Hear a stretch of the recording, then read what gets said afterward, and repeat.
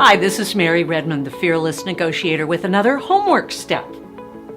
Before you head out the door, you've got to pick a negotiation team. You may not take on your co-negotiation team by yourself. You may need to assemble a team. This part of the lesson has to do with the internal negotiation within your own team. Who should be on your team, and how will that team work together? You have to be sure that your team is on a same mission. And it's a little difficult when you think of it. What if you have a general manager on your team? They may be paid based on profitability. And so they want the bottom price. They don't care whether something comes in on time, but their number one priority is bring this contract in at the lowest price possible so our bottom line improves on our company. That's their mission.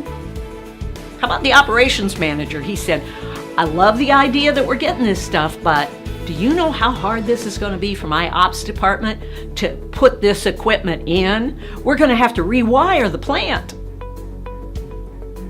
Now, that's another item to consider in the cost. So they're all worried about how much is it going to cost. That's their mission if they were to go into the negotiation. Cost. Implementation. What about your legal department? And they say, oh God, we are so overworked in legal. If we could get a deal that has a very little negotiation in the documents, we'd be really happy. So a 2-page contract, that'd be swell. We don't want to really get bogged down in a long contract, protracted negotiation.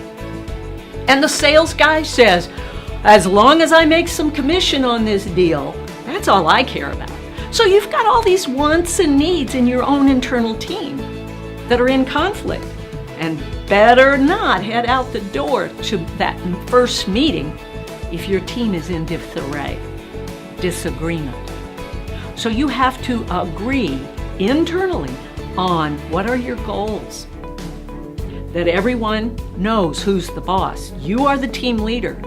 And so although they all have opinions, they have to know you carry the day. You are the one who speaks. The worst thing that could happen is if you're in front of a client and all of a sudden the operations manager or the facility manager jumps in and says, yeah, but if you can't deliver, we just can't deal with this. If you can't deliver by next week, month, year, the deal's off. You've got to have your team on the same page. So that's your internal team set of rules that will guide you throughout the negotiation.